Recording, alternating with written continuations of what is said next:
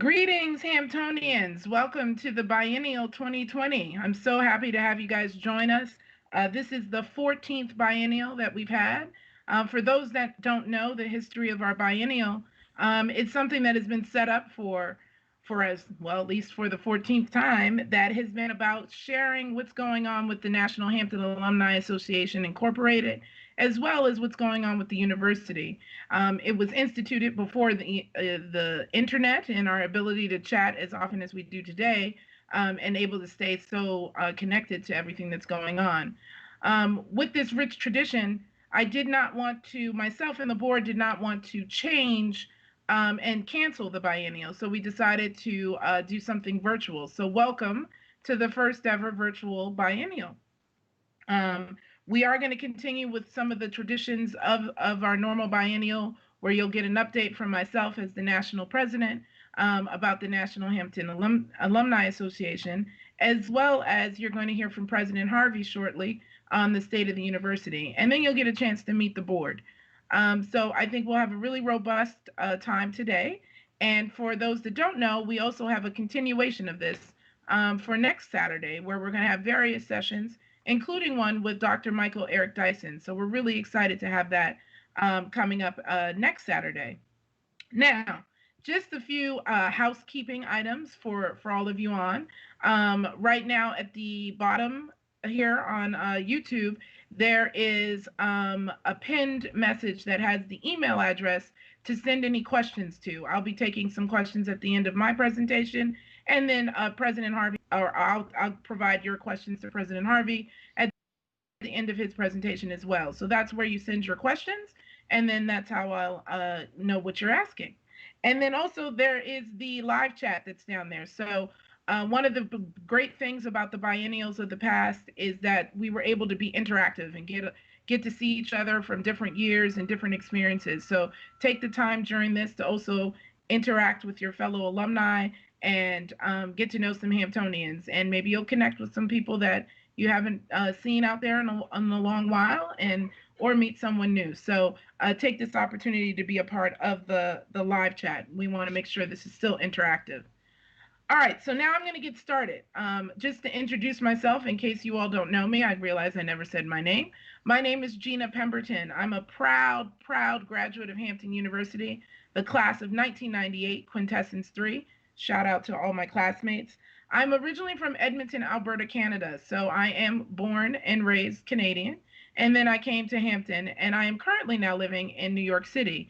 I like to share that a lot because people always forget that I'm Canadian, but I am, and I'm proud of that as well. So this is my second term of my presidency. So I'm really happy to share some updates of what we've been doing over the past 2 years and what we plan to do over the next couple of years.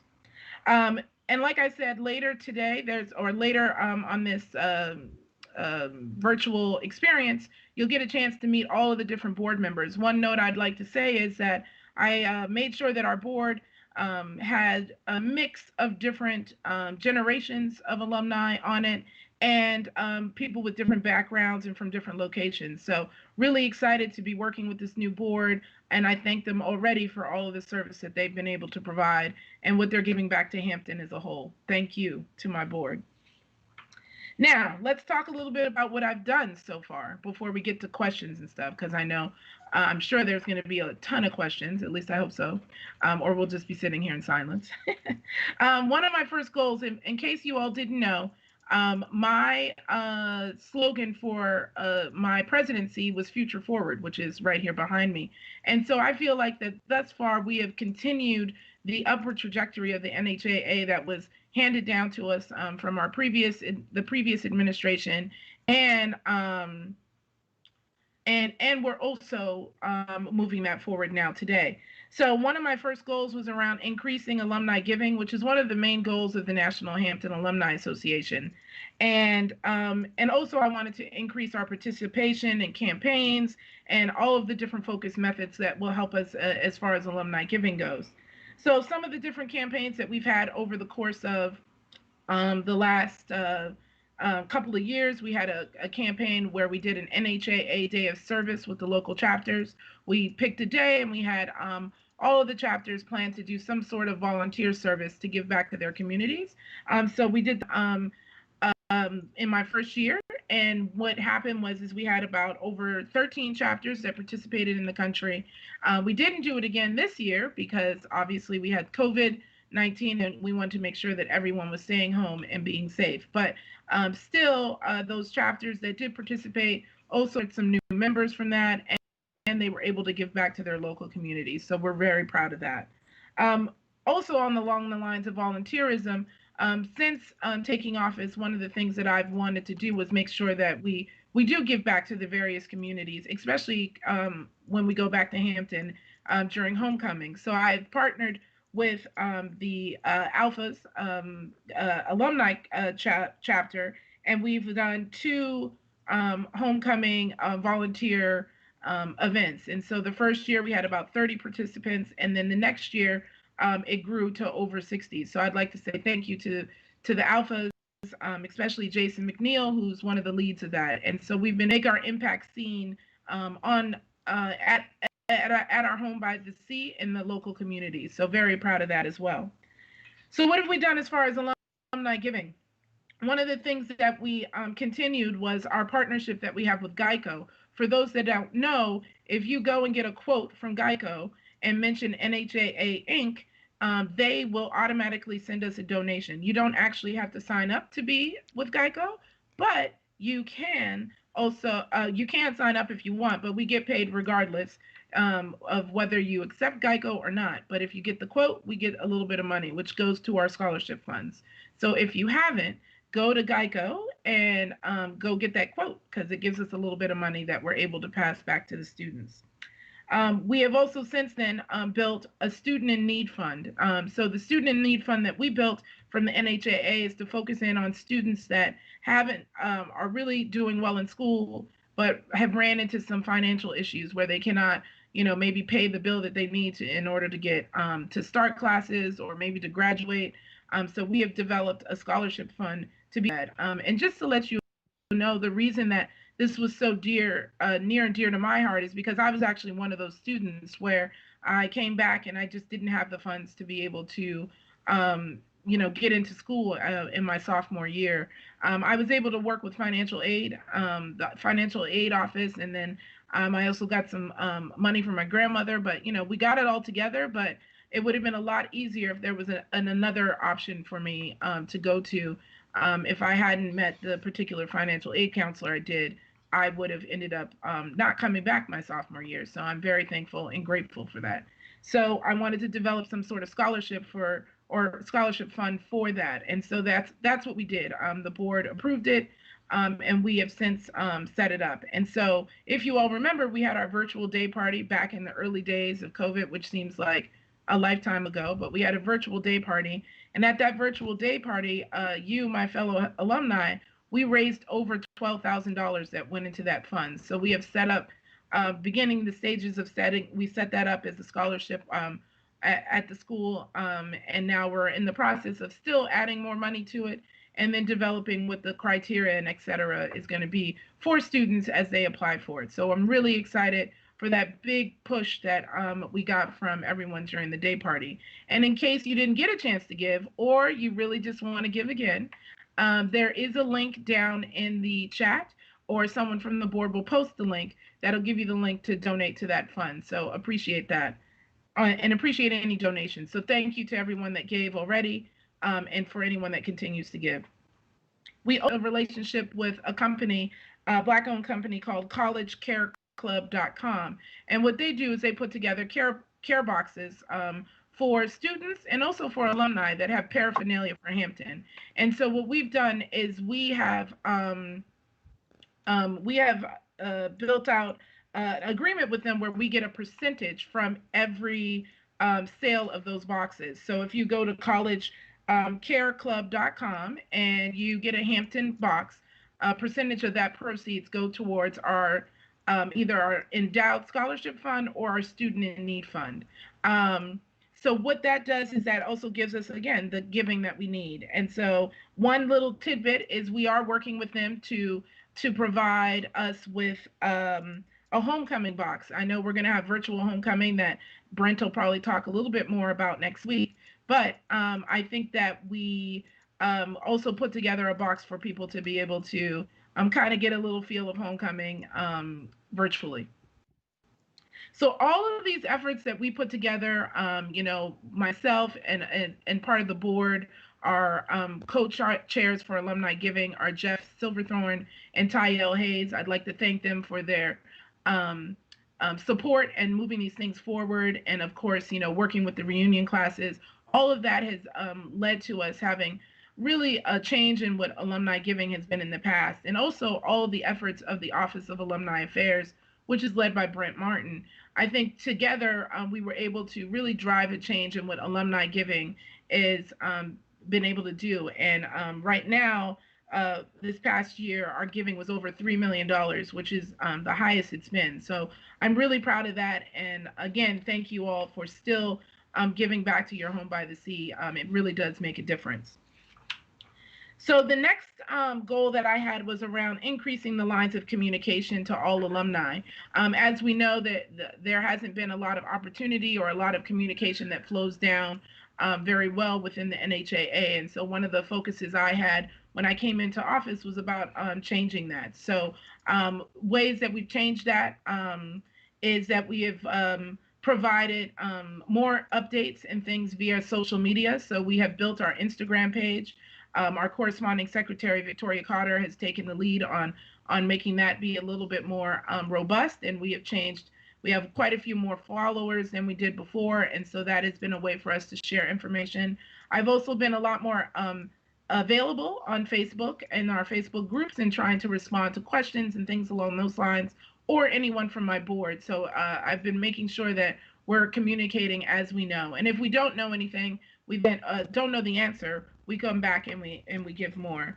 And so one of the other things we did is I asked my technology chairs, Mark Johnson and Kai Henry, to help us build out a better digital infrastructure for NHAA. And so they did that very quickly in the first year, which has given us the ability to be able to receive giving online and to also provide us with a little bit more ability to do digital marketing. So I'm really thankful to them for their hard work there. And for the chapter presidents that are out there, I think they can tell that there is a change because we have now a Google suite of products that we're using as NHAA, which gives the ability to our local chapters to have email addresses and get connected to us. And then also we are able to do what we're doing today via YouTube with no additional cost because of what our technology chairs have been able to give us. So really excited about that. We're also rebuilding our website to make it a little bit more robust and move more quickly as my tech team tells me. I'm not very technical, so I always have to think about it. I've also been focused on getting a little bit more transparency to what's been happening or what's going on behind the scenes with NHAA. I don't want us to seem like a special club that only some people know things about. So we've been trying to share as things go along. And I think that came across when we did have the issue that happened earlier in the summer when the students had some issues with things on campus. So what we did is we did write a letter as the board to the administration and the board of trustees, and we got some responses back, and we began collaborating with both the trustees and as well as mainly with the administrative council and President Harvey. And in the letter response that we got, President Harvey offered to meet with us as the board and his administrative council, and that gave us an opportunity to ask further questions to clarify some of the things that we got back from the letter. And it was a really robust conversation. And I think that the key thing is that we want to continue to collaborate with the university, with President Harvey, as well as the administrative council. So really proud of that and being able to share more information. We're going to be sending out some infographics and things like that to all the alumni that kind of answer some of those questions that were put out there so that you're able to share that information with students or other alumni as the questions come up. So that will be coming as well. So, what do we plan to do over the next couple years? Some goals for the future. One of them, my main goal right now is around developing some sort of innovative mentor program for us to provide connections with students and alumni. And so that might be building together a mentor application or website of some sort for students and alumni to connect.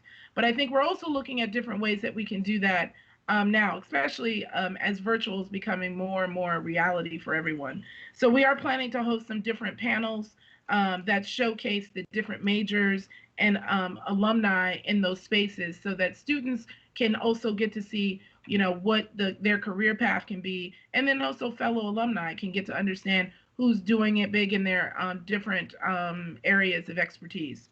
So I think I think that you'll hear more obviously as things go along in the biennial. But one of the main asks that I have for all of the alumni that are on here and have registered, I think there's over 200 folks that at least registered for the event. So I'm really excited for that. But the main ask is here for you to get involved. We have a chapter in every part of the country. If there is no chapter there, maybe you reach out to us and you try and build a chapter. But my ask is that everyone gets more involved and utilizes this time that we've kind of been given to rethink and to focus in on how do we improve Black lives as much as we can. And I think getting involved, joining a chapter would really be important in order for us to continue to have that one Hampton feel. I'd also ask you to donate to the fundraisers that NHAA has been putting out there, as well as the Office of Alumni Affairs. It's important that we as alumni give back, because if we don't give back, then why would other people give money to the school or support different things? So, we've had some big donations that have come in, bigger than we've ever had, and so grateful for those, and I'm glad that we have the administration to be able to support that. But I think that we also need to continue to give as alums so that we can impact what Hampton gets, and it just keeps improving Hampton to the standard of excellence that we already have. I also will challenge you to work, if you work at companies that are recruiting talent, that you make a push to have your companies recruit at Hampton University. I think that is a key way to give back. That doesn't mean that you have to spend any money, etc. But if you're able to give them, the opportunity to recruit at Hampton, I think that would be great, because you'll be giving opportunities to students as well. And then I also will challenge you all to reach back to your departments that you graduated from, whatever your major was. Go back to them and see if there's a way, if they need any help from you. That may be by coming to speak and share your experiences. Maybe it's, they might say, oh, we're looking for somebody to just take on one intern. Maybe you can do that. And maybe it will be about funding and helping a program that you were really passionate about when you were at school keep moving forward. I think the key here is to stay connected. Just because we graduated doesn't mean that we need to sever all ties when it comes back to our schools. So I think it's really important for us to give back in those different ways. So I'm going to pause real quickly here. I know I spoke fairly quickly, but I think now is the time to answer some questions. So let me see if there are any questions that are going to be coming in. Remember that there is an email below for you to send any questions to, and then they'll get passed to me here. So I'm going to pause for a second and see if any questions. All right, so here's the first question. Is the NHAA Student Emergency Fund the same fund that President Harvey referenced in his welcome video recently, that they would dedicate 30 million gift awards? So the answer to that is no. This is a separate fund. So the fund that President Harvey was speaking of is really to focus on supporting those students that have been impacted by COVID and anything related to the pandemic, where our emergency fund is focused on students in need that may be, not able to make ends meet outside of the pandemic. So this is something that will continue on. We started it back in September of last year, before we even knew what a pandemic is. The second part of the question was, is there a way for us to track online what is in the emergency fund and how those funds are being distributed? And those questions came from Gerald Walker, the second, QT2, and Onyx 3. All right, thanks, Gerald. So I think that's a great question. We don't have that mechanism right now built on tracking, but I think I can talk to my technology chairs to see if there's a way for us to track that online. We do plan to make sure that when we do award any recipients to the fund, that we will share that they've been awarded. We may not share their names and things because some of them have different situations that might be driving the need for giving, but we definitely will be sharing when giving has been allocated. Thank you so much for your question. Let us know if there's any other questions. Now I have a question from Leslie Johnson. Will the Board of Trustees ever have NHAA president or other NHAA board as a Board of Trustees member? Great question, Leslie. I think one of the things in the meeting that I spoke about that we had with the Administrative Council and with President Harvey, one of the asks that I went back to them was for us to get a position for the NHAA president to have a position on the Board of Trustees. They have taken that request and they plan to bring the request to the Board of Trustees and for them to discuss. So that is something that we have brought to the Board of Trustees to be asked. And then, you know, the reason that we move forward with it is our treasurer, Christopher Norwood, had done a lot of research about different things as it relates to different schools and if they have seats on the Board of Trustees, et cetera. What we found is that it's quite commonplace that there is a member from the Alumni Association that sits on the board. So we have shared that information, and it's now in the hands of the board secretary to move that forward to the board. So we'll see. Right now, we do not have a seat. We do have alumni that are members of the trustees, but no one from the NHAA. The next question is coming in anonymously, and it says, what do you see as the biggest challenge that our alumni face, and how are you working to proactively address that challenge? I was trying to change it into the proper form, but I was not an English major. I was an accounting major, so I'm good at numbers.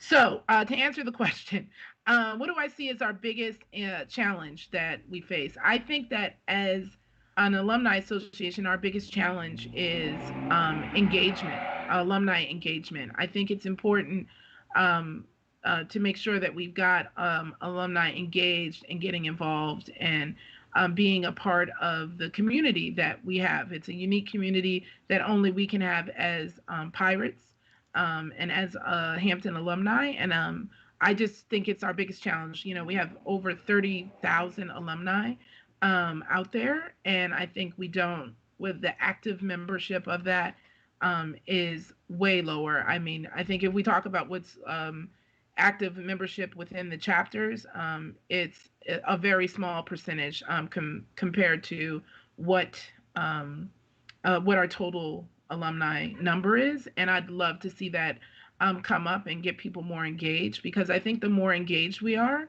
the more we'll be able to feel like we have an impact in things that are going on within our alumni community. We'll get to know a lot more about each other, and we'll be able to work together as opposed to separately in order to move things future forward for Hampton.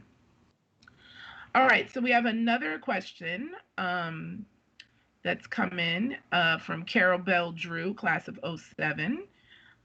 What have you and the NHAA board learned as a result of COVID-19? And is there anything NHAA will do differently as a result of the learning? Thank you, Carol, for your question. So I think what we've learned is that COVID-19 has kind of taught us that, especially within the NHAA, that we can do a lot more things virtually than we had been doing in the past. And I think a lot of the chapters started to have some virtual events and virtual meetings. I think that we've learned that we're able to accommodate that. And I think that will help to increase some of that alumni engagement that can happen at the local area. I think what I've also learned is that, and I really learned this from the virtual day party we had, is that if you provide people with these opportunities to connect, even if it's not face to face, that people jump on it, right? Especially now that we, in essence, are captive as far as communication goes, and being kind of being at home for a good portion of it, for those of us that are still practicing social distancing, which we all should be doing. And so I think that what NHAA has been able to do differently is something like today and next week is building out this virtual biennial. We're working on different virtual events, like I mentioned before, of some of the panels, and we're also working on one that's around elections and getting out the vote and what you can do to help drive people to the polls so that they're voting. We're really looking to utilize different ways to do that can span across the different chapter areas and doesn't involve everyone having to be in person. And I think what we've learned is that people will engage if they're able to, and they're still able to engage from all over to be a part of our virtual event. So really excited about that. And I've also noticed that our community is very close knit, in that we really want to make sure that people are taking care of each other, and we check in on each other to make sure that everyone's staying safe, and that they're not getting impacted as much as we can. All right. So, question from Joy No, Taylor Dean, you can do class that of inside. You can just do it right 1997. now. Thank you for It your doesn't look as exceptional good as a green leadership screen. over the Like you can course of tell the she last has few a. years. Oh, Joy. Thanks so much.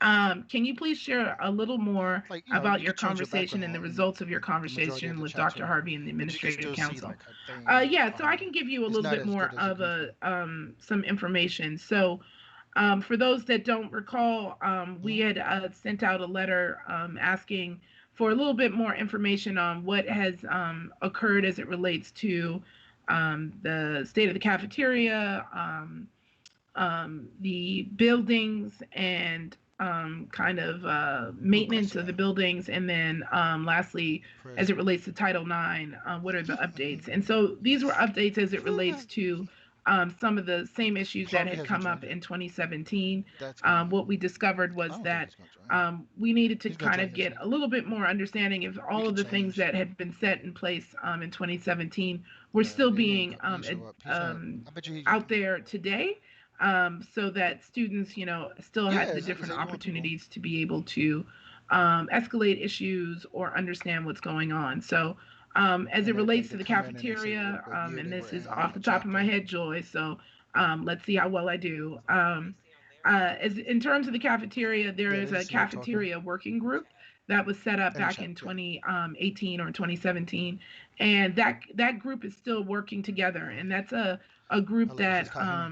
Dr. Inman is a part of, as well as the Oh, cafeteria leads and students. So the SGA president appoints people to be a part of that cafeteria working group, and those students come together and they meet with Dr. Inman and the lead of the gourmet services on a monthly basis. And so one of the things that I think we discovered is that I'm not sure that every student understands what to do or how to get in touch with that group. And so one of the things we'll be sharing is that contact information um, that that that the school has, or that cafeteria group has set up an email address, and also to make sure that students are doing more escalating directly to gourmet services when they're in the cafeteria and they see something. So they need to make sure that they are escalating, and then of course then gourmet services will then take it from there and move forward. So we also were assured by Dr. Inman that she goes to the cafeteria and eats there every week to make sure that things are running smoothly. And so we wanted to make sure that it is moving forward with that. That's the cafeteria. As it relates to the buildings, we did get an update from Miss Spells that shared all the different things that they've been doing working on the buildings. And so with that, they've done a bunch of different changes. Have been working on various buildings around campus. They have maintained the protocol that was provided by the company that came and checked around mold.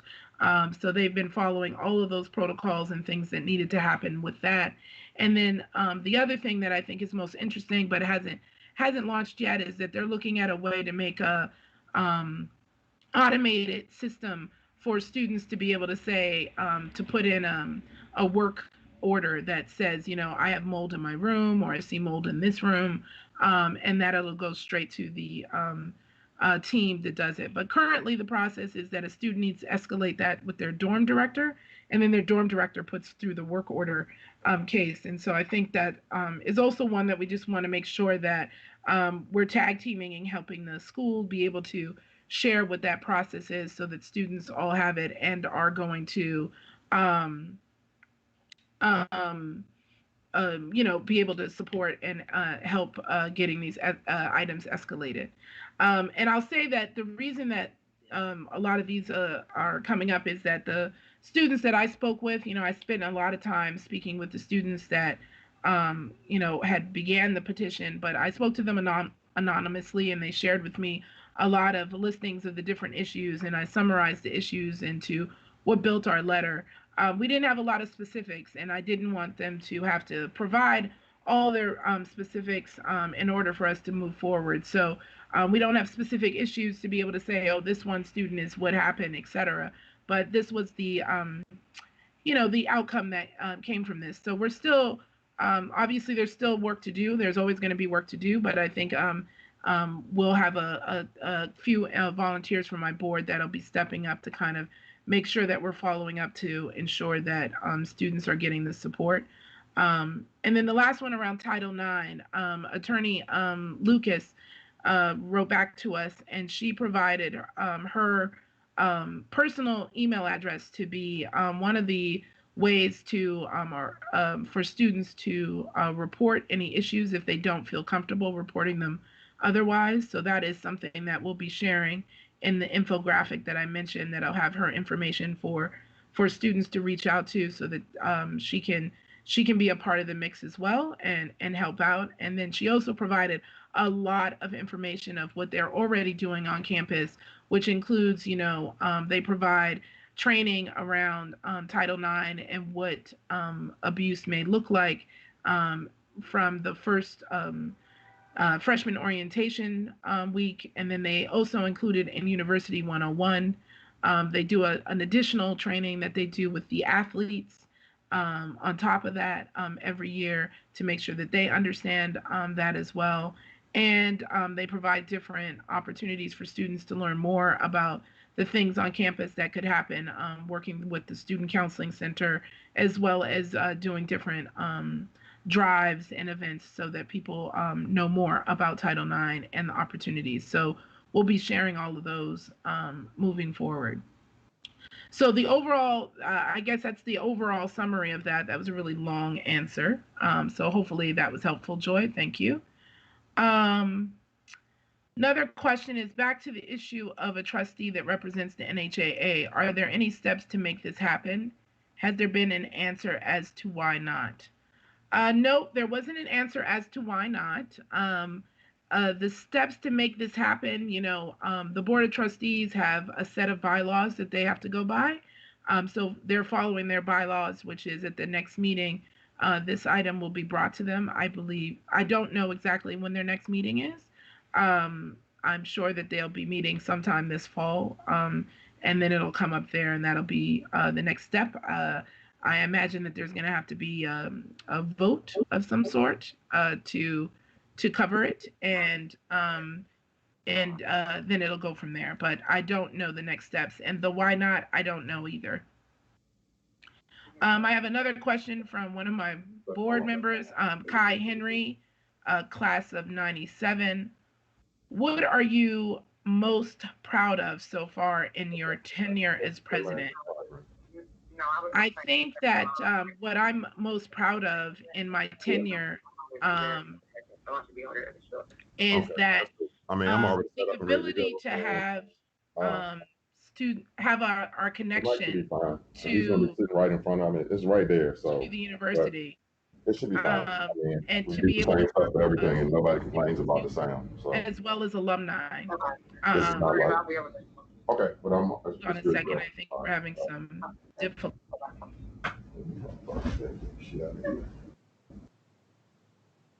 Okay, so got it. Hopefully you guys can hear me. All right, so I think that's what I'm most proud of is the connection. I feel like since coming into office, a lot more alumni, at least, have been reaching out to me about how they can get more involved, how they can get connected, and how can they help. And I think it is driven for a lot of big ideas to come through as the alumni association to share with all of you all. So I'm really proud of that. I'm super proud of what we were able to do with the virtual day party and what we've been able to do thus far to help impact alumni giving. So I'm proud of that. And I guess I'll give one more thing I'm proud of is also how well the board has been working together and focused on doing that the work that we think is important to help drive our association forward. Let me see if there are any other questions that have come up. They're typing. This isn't weird at all.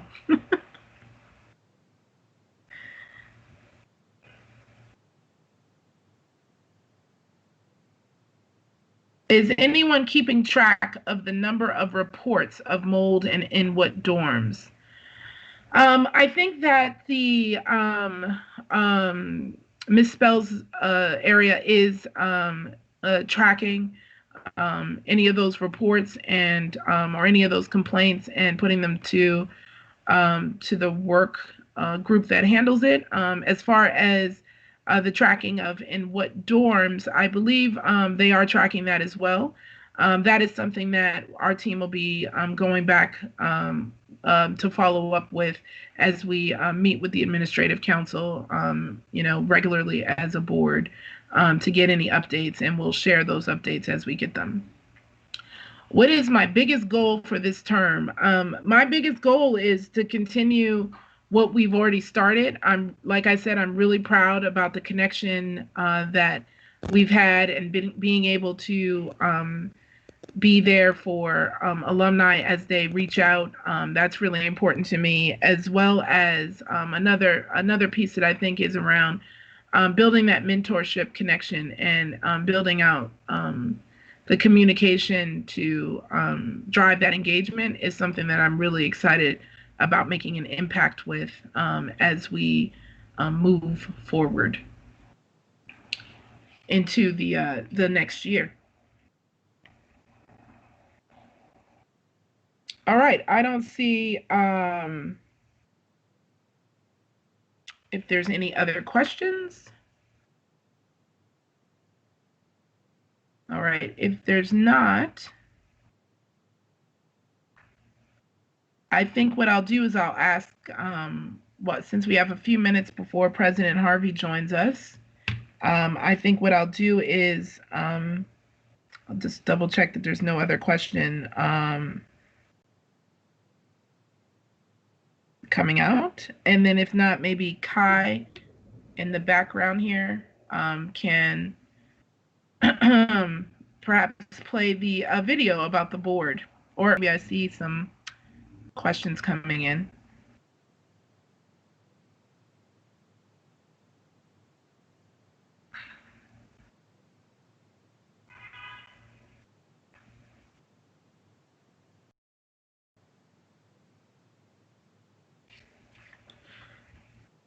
All right, we have another question here.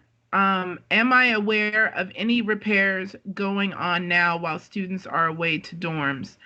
I don't know specifically of any repairs, but what I do know that I can share that I forgot to share in the update was around the one of the complaints or one of the issues that students had brought up was around the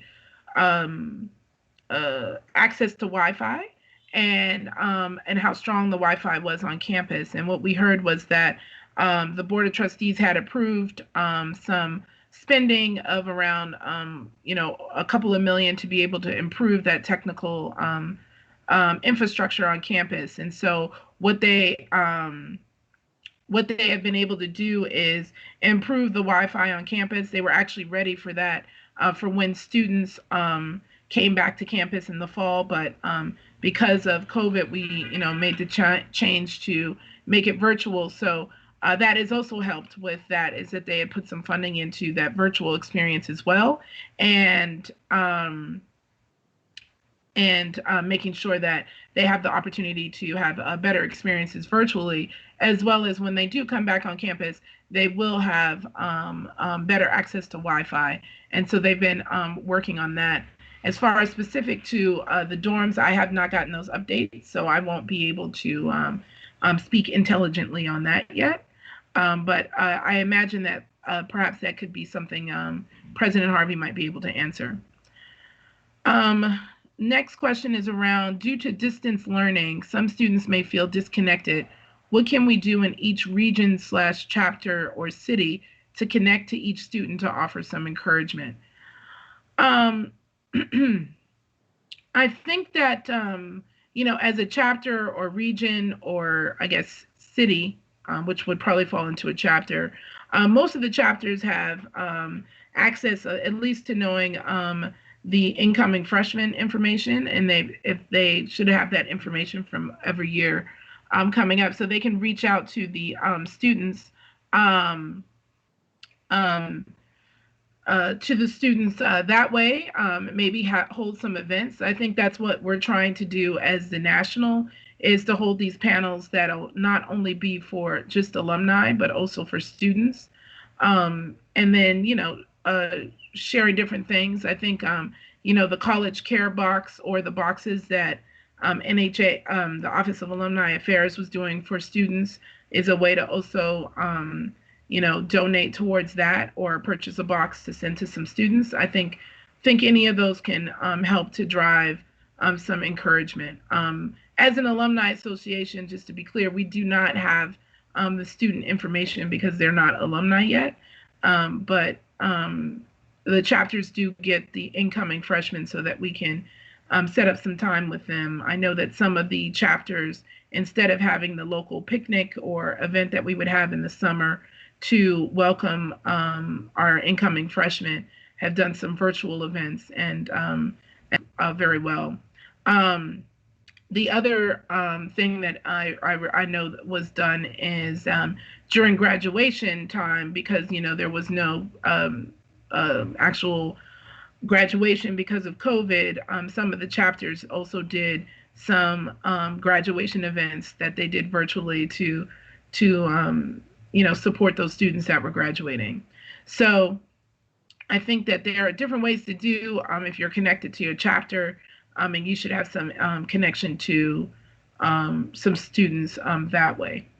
I'm really excited to take us to the next stage. I'm going to introduce our illustrious President Harvey. I feel like he's someone that doesn't really need a large introduction, at least in this audience, because we all know who he is. So I'm going to pass the mic, as they say in the music industry, to President Harvey. Thank you so much, Dr. Harvey. Well, it is my pleasure. So let me say good afternoon to you, President Pemberton, as well as the Hampton University alumni. It really is good to be with you this afternoon, but quite frankly, I'd rather be with you in person, but COVID-19 won't allow us to do that just yet. Let's hope fairly soon there will be an opportunity for us to get together. And I want to welcome everybody to this 14th biennial convention of the National Hampton Alumni Association Incorporated. Well, as all of you know, this past 6 to 8 months have been pretty devastating to the world, to the country, and to Hampton University. It's been different. It's been different. It's required all of us to do things differently, both personally and professionally. Here at Hampton, what we have done is to try to get ahead of what was going on. So back as early as the end of February, the 1st of March, when this thing seemed to have been spiking, I appointed 3 committees. The first committee was the Infectious Disease and Prevention Committee, chaired by Dr. Barbara Inman. And they had the responsibility of looking at their name, infectious diseases, and see what could we do here at Hampton to get ahead of this. The second committee was the Financial Stabilization Committee, and they had the task of looking at our finances as it related to the COVID-19. That was chaired by Mrs. Doretha Spells. The third committee was a Transformational Revitalization Committee looking to our future, and that was chaired by Dr. Haysbert. And all of those committees started to work every day. I mean, every day they had meetings. And as a result, we got ahead of a lot of folk. You know, one of the things that we did early on was to say that we were not going to have in-person classes for the first semester. Now, you know, and I'm sure you heard some of this, there were critics. We were criticized, I was criticized, we were applauded, I was applauded. But the thing that I say to those critics as well as those that applauded, I treat those two imposters just the same, because what we are always going to do here at Hampton, and what we've done for my 43 years, is to do what we think is right and best. What I like to do is to get input from people, and we did that. We got input from students, from faculty, from some alumni, from the board, from others, and that's what we decided. We also decided that we were not going to have fall sports. We weren't going to have football. Well, there again, we got criticized and we got applauded. But the fact is, I want you to think about this. There is contact on every single play in football, no matter who has the ball. Every single play, who has the ball. And then there is an exchange of bodily fluids, blood, sweat, tears, and other bodily fluids. We made that decision. So many other institutions, including HBCUs, said that they were going to go on and play. Well, look at where we are now. The Big Ten is now saying they're not going to play. The Pac-12 and many other institutions, although there are some institutions that are going to play. There are those institutions that indicated that they were going to bring their students back. Well, look at those institutions now. You know it as well as I do. There are a number that have had over 1,000 cases, over 1,200 cases, and they're still talking about opening. Again, I want everybody to understand, we at Hampton want to do what is best and right, first of all, for our students. Secondly, faculty. And we got to take into consideration other people as well. For an example, you know, the person in housekeeping that cleans the dormitories, the yard people, the staff, the clerical people, and we are going to try to do that. Now, one of the things we've said is that we will bring students back for in-person instruction in the spring, if conditions permit. And we have done a great deal to try to make sure that once they get back, then we're going to try to be as safe as possible. Nobody can be 100% sure, but we've got things such as contact tracing in place. We've got temperature checking. We just so many things that we're doing, Promethean boards in classrooms and things like that. I heard there was a question about technology. Well, I gave $2.5 million to Dr. Alyssa Harrison to improve our technology. And that's going on and doing very, very well. So I think that we're going to be as ready as we can be. Is it going to be 100%? We don't know. We don't know. But we're going to try our darndest to try to make sure that our students, particularly our students, are here and are safe. So the fact is that we've had to make some hard choices. The Financial Stabilization Committee retrenched some $43 million out of our $200 million budget. That wasn't pleasant, but it had to be done. The thing is that we got ahead of it. We got ahead of it, and I'm just as pleased with the team as I can, because I mentioned who chaired those three committees, but there were members of the team, and all of them, in my judgment, responded and acted in such a glorious, wonderful fashion. I want to say that we have been fortunate, I think, because of some of the things that have happened since. We cannot do any real in-person private fundraising. So I task the deans, the chairs, the faculty, and others to work very hard in looking at federal support. We have gotten a great deal of federal support through the CARES Act, as well as other institutions. And I'm sure that all of you by now know about the $30 million that we got from Miss Mackenzie Scott. That was a godsend, because the fact is that we had not approached her. I did not know her. She had never been on campus as far as I know. What she did, as I understand it, they hired a firm to look at those institutions that were on her list. And as you know, there were some other historically black schools. I think Howard got 40 million, Tuskegee, Xavier, Morehouse, Spelman got 20 million, Hampton got 30 million. And they looked at the institutions and its leadership. That's what they printed, that's what they said in writing. And there were instances where they did not give to people because of what was going on at the institution and the leadership. I didn't know them. I didn't know them. And the fact is, before we made the announcement, I got to know them because we talked just about every day on the telephone.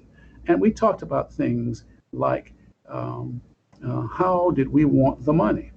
Did we want it in stocks or did we want it in cash? I said I wanted it in cash. And she sent it in cash. And the fact is, as I said to so many, it's not checks in the mail. The cash is here. And I'm just as pleased and thankful to God, to Ms. Scott, as I can be, because it's going to be transformational to Hampton.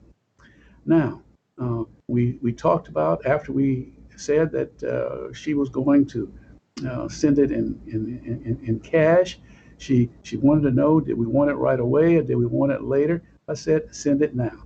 Because to be very honest, at first I didn't believe it. Somebody that I didn't know, somebody that I had not approached, who said that they were going to give Hampton $30 million, but it's here.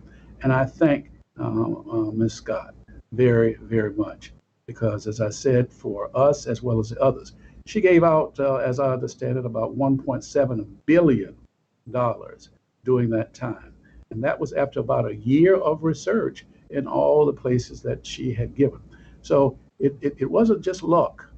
It was somebody that had looked at us and these other institutions and decided that this is what we wanted to do. We have also gotten support from some other areas. Ernst & Young has given us $1 million. I'm going to talk a little bit later about some testing that we're going to do, but we've got money from some other people to help us with that testing. But let me tell you now what I plan to do with the money. And I say although I'm getting input from everybody. But in the written commentary to me, she said, this is under the sole discretion of the president. But I don't do things that way. I have consulted with the board.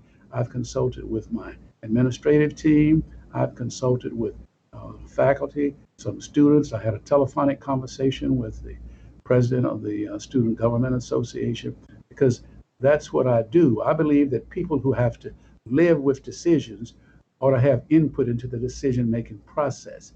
Doesn't mean that their will shall prevail, but it does mean that they have some input. So here's what we're planning to do right now. I hope to finalize this within the next 10 days to 2 weeks, maybe even sooner than that. But this is the way I'm thinking right now. I want to put about $7 million into the Proton Beam Cancer Treatment Center. Many of you know that we have the largest proton center in the entire world, and things are going well there now. Last week we saw a maximum of 72 patients per day. We averaged about 65 patients a day. I have asked one of our deans, Dean Hayes, the dean of the School of Business, to serve as the executive director. And the reason I asked her to serve in an interim capacity for a year at least is because of her management. You know, there are a whole lot of people that got opinions and theories and are experts at various things, but they aren't good managers. She is a terrific, terrific manager, and she has improved that center so drastically. That's number one. Number two, I want to put about $7 million into student scholarships. Now, I'll tell you that I got a little caveat there. I want us to be able to look at students with character, and I mean demonstrated character. I don't mean somebody say, I got character, or mom and pop say he or she has character. I want demonstrated character. Why am I emphasizing that? Because that's what General Armstrong emphasized when he founded this outstanding place. He said in a speech in August of 1868 to students, there were two things he wanted to prioritize. One, he said, was a first-rate academic program. Today, that would be called workforce development. And two, he said the development of character. And he said of the two, character was more important. As the 12th president, I feel the same way. You know, and when he talked about character, I say the same things. The character traits of honesty, integrity, respect, trust, loyalty, good personal behavior. This is what our founder said he wanted our students to have. I want the same thing. And all of us know, not only our students, some of us who are in the administration, in the faculty, in the alumni, we don't exhibit that. Well, I want to try to see what little we can do to continue to preach that, to get back to that, because that's why this institution was founded. And I want to say something to you. If we get away from the standards and values that this institution was founded on, I don't think that we're going to be in existence very long. Why? As a private institution, we cost more than these public institutions all over the country, black and white. So we got to stand for something. And that old saying, if you don't stand for anything, you'll fall for anything. I believe that so very strongly. So I want to put about $7 million into scholarships for students who have demonstrated character. I'm also going to put $1 million for student emergencies. So many of students and others have emergencies. There may be some tragedy back home, or even, God forbid, a death or something, and they don't have any money to get home. Well, I'm going to have a 3-person committee that they'll look at that and then make that recommendation to me, and I'm going to go along with the recommendation. So we're going to put $1 million into that.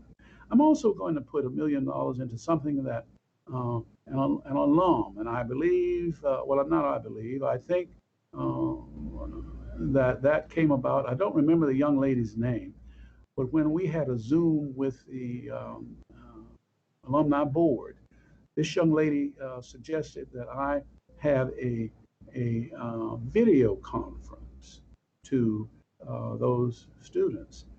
And I don't know her name, and I don't know if she's watching, but if she's watching, I wish that she had just dropped me a line so that I can know her name, who made that suggestion. I have done that. And I can tell you, I don't know if any of you have seen it, but I've heard from people literally all over this country.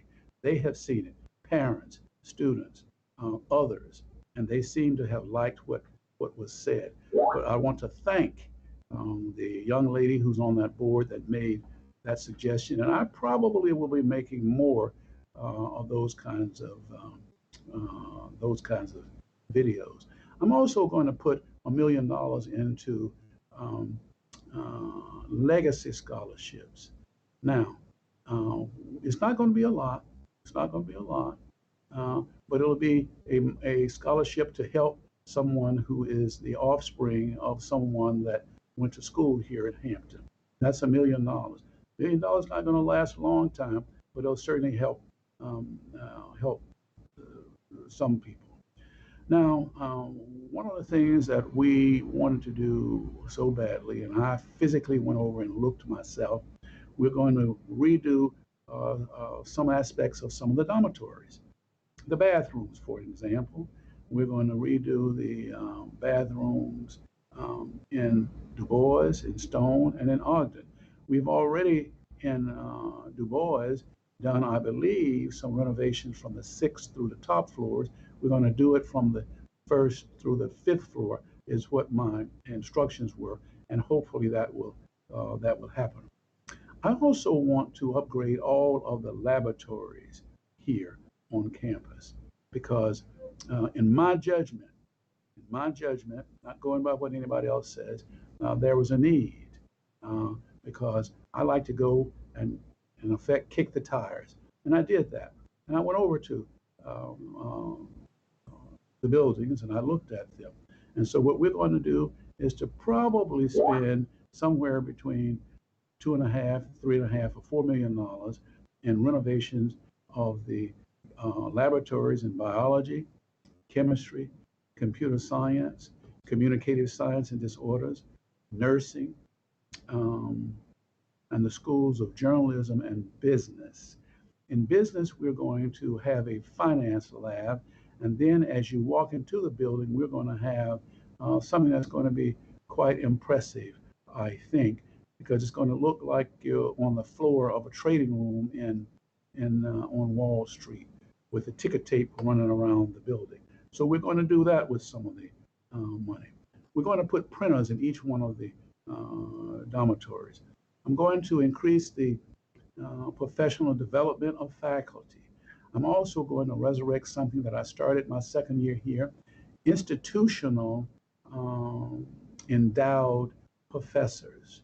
And what we're going to do there is I'm going to, those people that I choose with the recommendations of the deans, we're going to give them about $2,000 more than whatever their salaries are per year.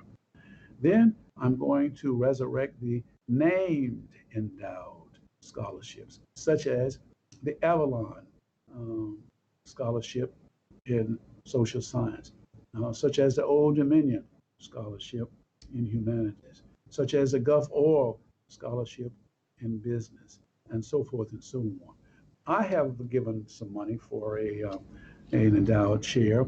I'm going to hold that right now because the others, I'm going to get the recommendations of the deans, and I'm going to put that money there. But what I've said is that I'd like to really bring in a real scholar from perhaps somewhere else, and then they will be able to sit figuratively in the William R. Harvey endowed chair. So we're going to do that as well. I mentioned a little earlier that we are putting $2.5 million into technological enhancements. And then there are some other little things that we're going to do. And I'm not going to spend all the money. I'm going to save some of it out for really a rainy day.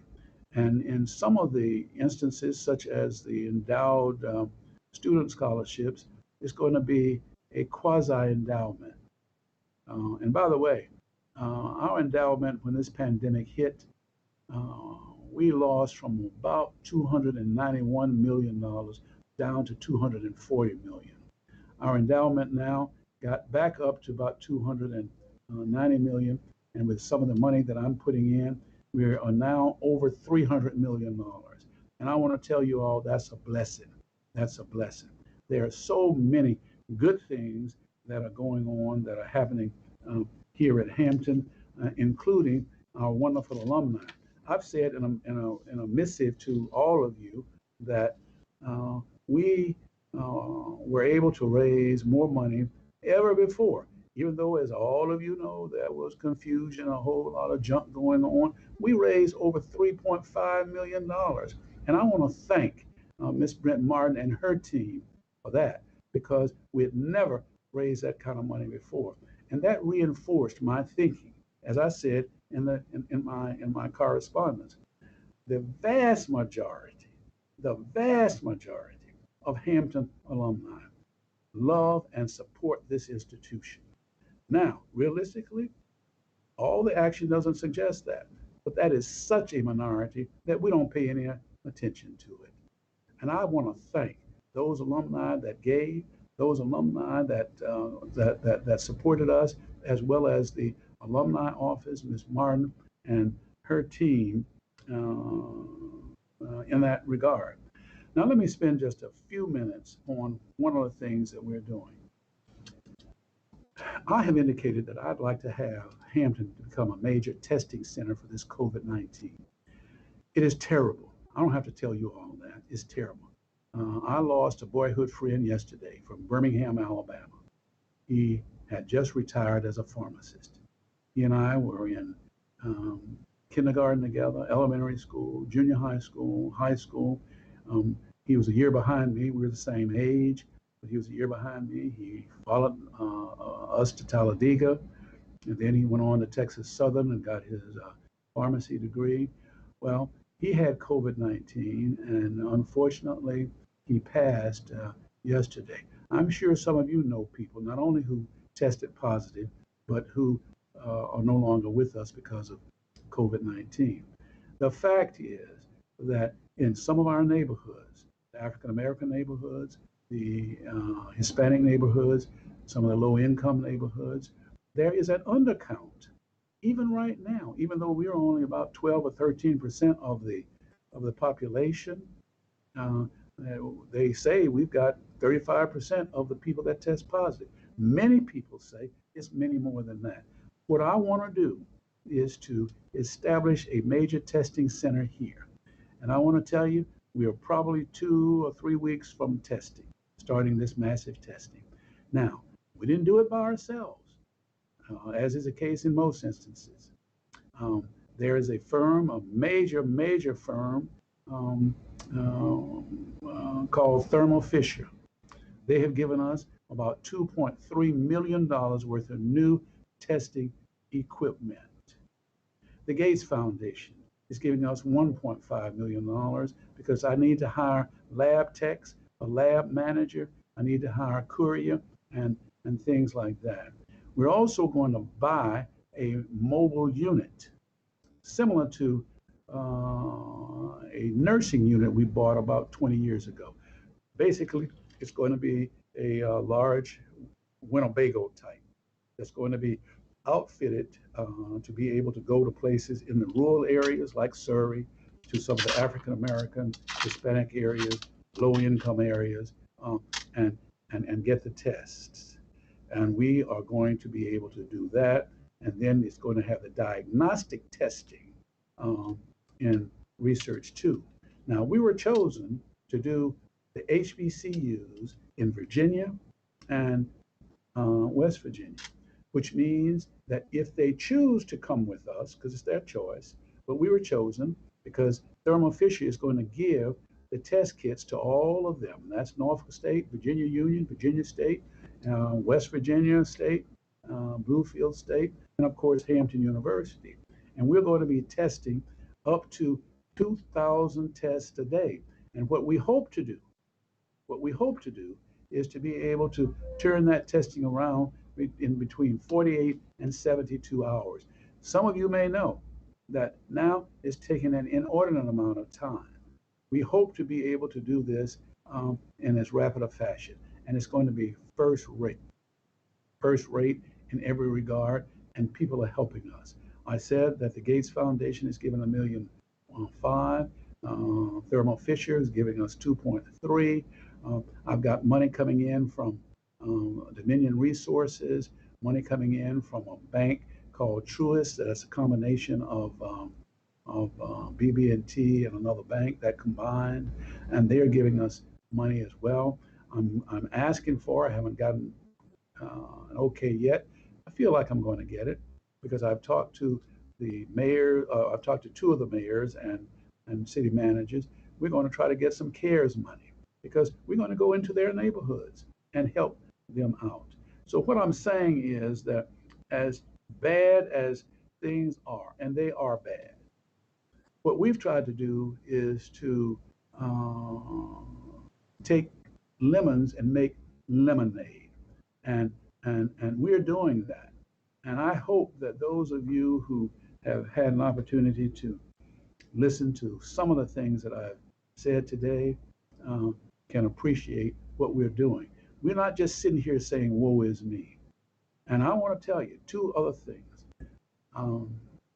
With the spring coming in, we're going to do everything we can because I don't know what's going to happen. I hope that the vaccine is ready by then, but we're going to do what we can in that regard. Let me end with this. One of the things that I've said about the $30 million and some of the other money that we are getting, people are watching. They're watching you, they're watching me, they're watching Hampton. So make sure that everything you do is the epitome of what Hampton stands for. Now, I have lectured, I've written books on leadership. I've lectured at Harvard, I've lectured at Yale, I've lectured at William and Mary, Georgetown, Howard, a number of other institutions. The fact is that everybody's not going to like what you do. You know, you're going to always have critics. You're going to always have people that are going to applaud you. So the fact is, what you need to do is to make sure that what you do kind of stands the test of time. And that's what I want everybody to understand. People are always watching. Just like Miss Mackenzie Scott. Nobody knew her, but she was watching. And we are $30 million to the good as it relates to that. So as it relates to you, try to uphold the Hampton tradition. And number one, coming from the man that founded this place, is the development of character. So let me end with these three words. Be safe, be strong, be positive. Madam President, I turn it back over to you. Thank you so much, President Harvey. Pleasure to hear from you, and thank you so much for the updates. We have some questions that are going to come in. So some of the questions I think may end up being NHAA related, and some may be HU related. So we'll just split them up. We'll tag team them. Okay? That's great. Okay, awesome. So the first question that we have coming in right now is from Brenda Mickles Foot, who's the class of 1974. Her question is for you, President Harvey. Since former New York Mayor Michael Bloomberg has donated money to 5 HBCU med schools, is there some way to reach out to him for a generous donation to the HU Proton Therapy Institute because of the great medical service it provides? And also, how about Mayor Bloomberg's help with the pharmacy school? Well, I can tell you the answer to that is we hope so. I met yesterday with a group, and I had the same question, because what we want to do is to ask. My mother used to say that nothing fails but a try, but we talked about that Bloomberg gift.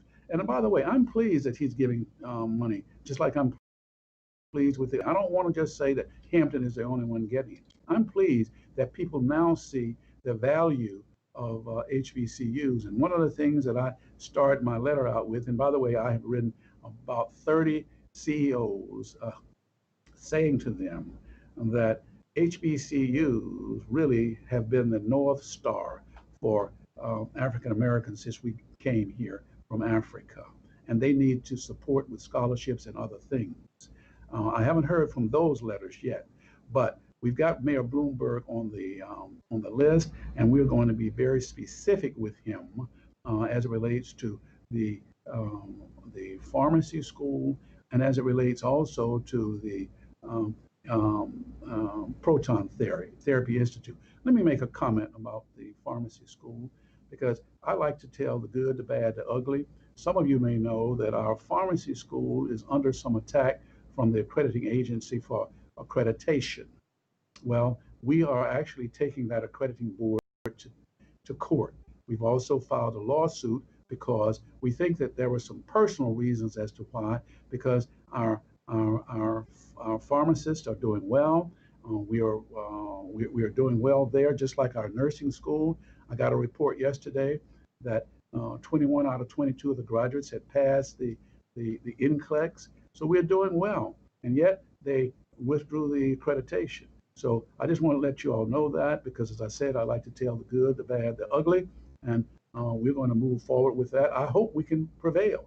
I don't know if we can, but I'm not going to take it laying down because we got great leadership by Dr. Iyer, who is the dean. Great leadership, and the faculty. I mean, really great leadership. And it's a shame that they have done that without any real merit. So we're going to take them to task on that. But on the Bloomberg, yes, we are going to try to. I met him a couple of times. I don't know him, but I'm going to try to see if I can get in to see him because a cold letter is one thing, but me looking him in the eye will be another. Will this financial breakdown that Dr. Harvey is outlining be available to alumni after the conference? I don't know about after the conference, but I am going to make it public once I make my final decisions. I don't, as I said when I started it, I hope to be able to get the final things, and then I'll let my board know what I'm going to do, and then I'll make it public because I think that people should know what I'm doing with the money. Awesome. Is there any consideration in establishing a scholarship program for current students with academic excellence and character who are upperclassmen, especially those who may not have received a merit scholarship as an incoming student, but have proven themselves at Hampton as deserving of scholarship based on GPA and character? Well, the $7 or $8 million that I have allocated for students of character will be for incoming students as well as um, students that are here. Now, you need to understand, I'm going to put that into an endowment. So the whole $7 million won't be utilized. I'm looking to the future as well. So yes, they will be eligible, just like students who are currently enrolled will be eligible for the emergency money, the $1 million emergency money. The legacy $1 million will start next year. But yes, they will be. But again, people need to understand we're not going to give out the full 8 million. I want to put that in a quasi endowment, and then we'll start with some money to the current students as well as the incoming students for next year.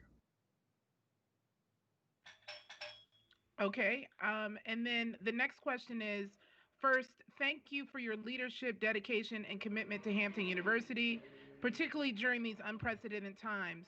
Your vision and drive over the past 43 years has led our home by the sea to a national level of prominence amongst institutions of higher learning.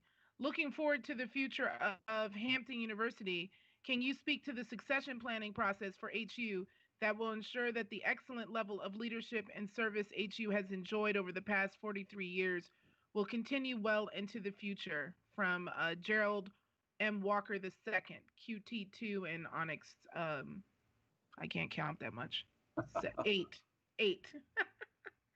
Well, thank you for the compliment, and I can say to you that I have been in contact with my board for about 2.5 years about succession planning.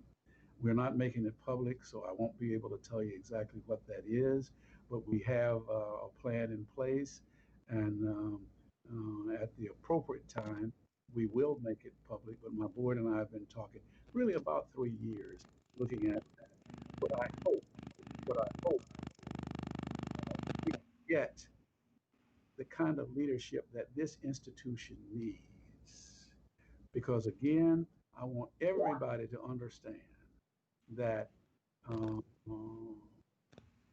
outside of my family, my immediate family, I love Hampton more than anything and anybody else. Now, that's a fact. That's a fact.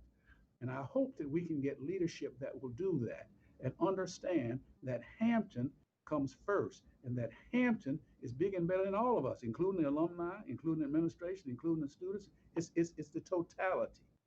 But you got to be strong enough to understand that and do what is best and right for Hampton. And that's what I've been trying to talk to my board about. That's what we need. And that's what I hope that we get, because clearly the team makes the dream. And all of the wonderful things that have happened at Hampton came about because of the team. Yes, I am the team leader. And yes, I'm a strong team leader. Yes, I'm a strong manager, and I make no bones about that. But I could not have done this by myself. It is a team. And I think that other people recognize that. That's why we've had 17 of my officers go on to become CEOs of other institutions, because people recognize that. And I hope that that can continue. And whenever it does, I'm still going to be around looking over, trying to make sure that they go in the right direction. Oh, okay. Okay, great. Next question from Kenneth Dixon, graduating class of 88, giving class of 86. Dr. Harvey, are there any plans for Hampton to start a medical school at some point? Thank you for all you do, sir. Not at the moment. I'll tell you what I've said to people. If I could get Bloomberg or Mackenzie Scott or somebody to give us about 150 million dollars, I would be open to it. But otherwise, no. And I'll tell you why I'm saying that. I do not want a second rate anything. If we do start a medical school, I want to be able to have the finances to support a first rate medical school. Now, we do have a number of science programs. We've got pharmacy, we've got nursing, we've got physical therapy, and we're talking about some other things, but not a medical school yet. But again, if I can get in to see some of these people, and by the way, I'm working through it, and I'm up now to a chief of staff of 3 billionaires. 3 billionaires. If I can get in to see them, that's why I say a cold letter doesn't work. I want to get in to see them and look them in the eyes and tell them about Hampton, what Hampton stands for, what we're about, and what we want to do. If some of them want to give that kind of money, yes. If I can't get that kind of money, I don't want a second rate anything, including the medical school. Understood. All right, next question. Good afternoon. Is there any information that can be shared as to why the Department of Fine and Performing Arts has been voted to be phased out, especially when there is such a need to have more representation and diversity in these fields? And are they going to be replaced or combined with other departments? Thank you, Melissa Gray, class of 2003, graduate of the Fine and Performing Arts. Well, yes, that department was phased out, and it was phased out. The recommendation came from that Financial Stabilization Committee, and I mentioned that they had retrenched some $43 million. And in that, some good things had to be combined, eliminated, including people.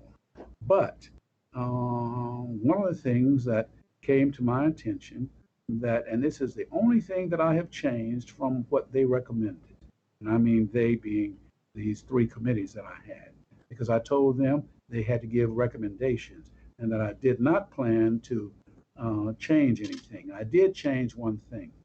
A person can still major in theater, because I wanted to be able to do that. So even though there's no longer a department, after I had some meetings with Dr. Ward, Dr. Haysbert, the dean, and others, I have reinstated that the fact that a person can major in theater, but the department was retrenched, and I have not changed that. Okay. Thank you. This question comes from Leslie Johnson. Why didn't we take stocks versus cash? Well, because the fact is, you remember I said that we had at one point $291 million, and it went down to 240. Stocks are subject to the vagaries of the market. I could have gotten $30 million today, and it was down to 18 tomorrow. I didn't want to do that. I wanted the cash, and I think that that was probably the right thing to do, because we can now take the cash and buy some stock if we wish, and we're going to do that. We have a firm called Cambridge Associates. It's the #1 advisement firm in the country. They advise schools like Harvard and Yale and Hampton. And one of the things we're doing with our now $300 million, we're getting the cash because they don't know who's going to win the election. And they have advised that we get into cash because it could see a dip. We don't know. But if we get into cash, we still have that. And then if it looks like things are going to get an uptick, then we can get back into stock. So we're going to keep some stock, but we're going to get into, we're going to eliminate, I think it's going to be about $25 million in stocks from our endowment, plus the money that I'm putting into the quasi-endowment will be in cash as well. So, but that's the reason I did not want to see that downtick in the that can happen in the stock market. And as you all know, if anyone follows it, it gains and it loses. I think one day last week it lost over 800 points. It also gained over 2,000 one day. So that up and down, I don't want for Hampton. I want a little bit more assured thing. Got it. The next question is the golf team going to be reinstated since we received the $30 million blessing? Not from the 30 million. One of the things we've said is that if there are those who want to provide support, Mr. Marshall, Gene Marshall, has been in touch with several trustees and a couple of alumni that have promised some money. We haven't gotten a penny yet, but if we get money to reinstate it, yes. But the 30 million will not go for the golf program. And just in case some of you don't know, institutions all over the country are in the same shape we're in. William & Mary last week eliminated 7 sports. Other institutions have eliminated more than that, and we have eliminated just the golf. But we did that, and that was that committee. And I'm not opposed to what they did. I'm not opposed if somebody sends the money, and I'm not sure what it is, but I think over a 3-year period, it's about $6 million we need. That may be wrong. Mr. Mark will be able to give you the correct information, but none of the $30 million will go to the golf program. Okay, thank you. I have a few more questions, if that's okay. Absolutely. Thank you. Will we ever go back to approving full tuition and room and board scholarships to compete in order to get the best students at Hampton? I doubt it, but I want to offer an addendum to that statement. I think we're getting some pretty darn good students now, and what we've done is it was by design, because what we wanted to do is to reach more students. And for those of you that don't know, Hampton University last year of its own budget contributed about $31 million to scholarships. That's more than any HBCU, any Caucasian institution that I know of. Now, I'm not talking about federal money. I'm not talking about loans. I'm talking about Hampton money. $30 million a year is a lot. And what we did was to say that we would prefer to give that $30 million to more people than the $30 million to half the number if we went and gave them full room, board, and tuition. We do provide room tuition for people at certain levels. We do provide full tuition to people who make certain scores and things like that, but it is not for everybody. Got it.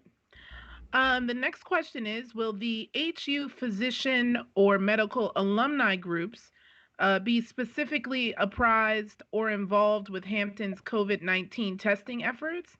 And will the university be involved or be a recruitment site for any of the COVID-19 vaccine studies? Let me offer a recommendation now. Anybody who is associated in any fashion can always provide recommendations. We're looking right now for a medical director. If anybody knows of an MD that they would like for us to consider, let us know. Let us know. The last medical director left. She was terrific. She went down to Winston-Salem because she's from there, and her mother and father are getting up in age, I understand, and they were not doing well. Although her daughter is a student here, she and her husband left, and I hated that because she was terrific. So we are looking, even as we speak, for a medical director. I'm also looking for a medical personnel to work with the testing, because I mentioned the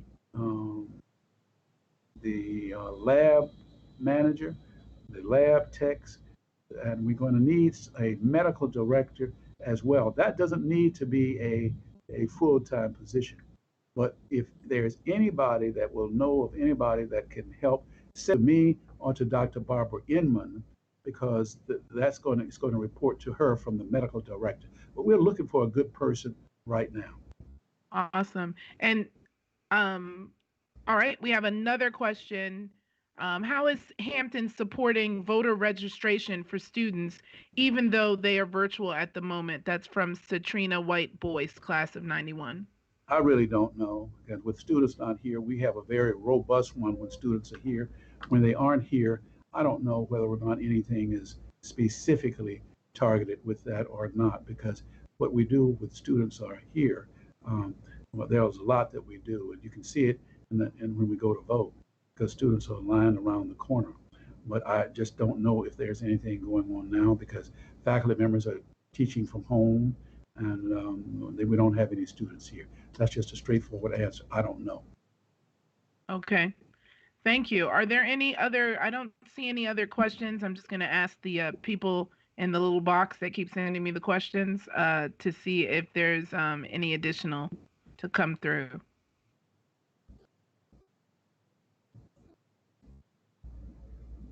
All right, I don't think we have any other questions, so I'll take this time to thank you again, Dr. Harvey, for taking the time on your Saturday afternoon to join us and share with us the updates about the university. Again, really appreciate you being here with our first virtual biennial. You attend all the other biennials, so I'm really happy that we were able to keep this tradition going for this year.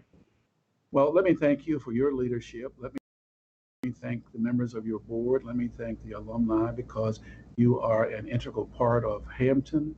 And I want you to continue to do, as I said, be safe, be strong, and be positive. Yes, you too. Thank you so much. Thank you. All right. Bye-bye. Have a good rest of the weekend. You too now. Now, alumni, as we're moving on to the next piece, I just wanted to give a quick thank you. As you guys can see, we have been using YouTube and having our fancy transitions and split screens and all of that. And I wanted to give a special thank you to a few people that have been working behind the scenes for a number of months to get this set up for us. And so I'd like to thank our biennial chairs, co-chairs, April Broadway and Carol Bell Drew. Thank you both for your leadership in building this agenda. I know we have another date next week, so I'll thank you again then.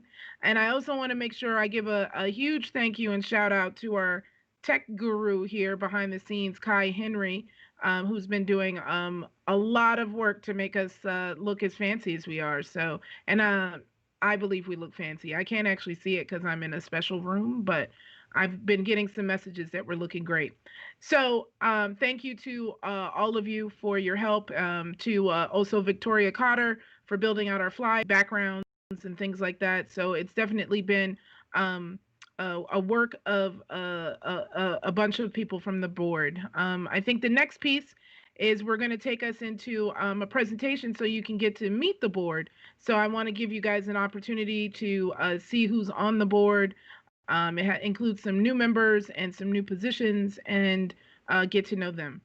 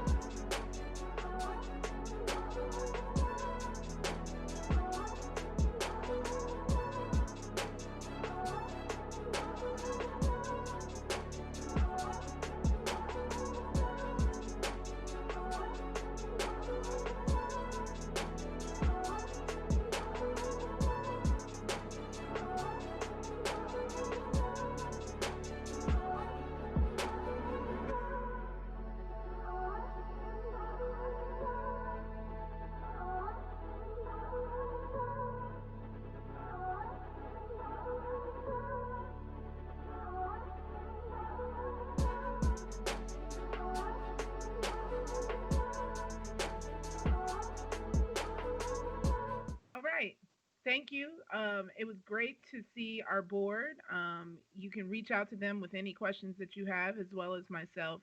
But thank you to them. I want to give them a shout out again for taking the steps to be a part of the board and to help us out. Some final things before I let you go. Enjoy the rest of your day. I'm just going to reiterate some of the asks that I have, and some of them are some new ones that I've thought of as we talked here a little bit longer. One, again, make sure that if you've registered for the link, make sure that you do so, because that'll help us get you connected to your local chapter if you don't know where they're at. If you need to find a local chapter and become a member, that's on our website, which is NHAAinc.org. There's a piece where you can find chapters and be connected to them. So please join a chapter so you can stay connected. Another way to stay connected is to click the little subscribe button below us here to subscribe to our YouTube channel. That way you'll always get notified if we have anything new that we post or share. And that's how I plan to share a lot of big announcements or things that we believe that we should be giving to alumni. And then finally, if you haven't yet, and you have the means to do so, please be sure to give to the Student Emergency Fund. The link is in the description box of this YouTube, and you'll be able to click the link there and give right away. And also, you can give when you come to our website as well. Again, thank you so much for joining our first session of the Biennial 2020. I'm really excited to continue this on next week, and I'll see you then. Thank you.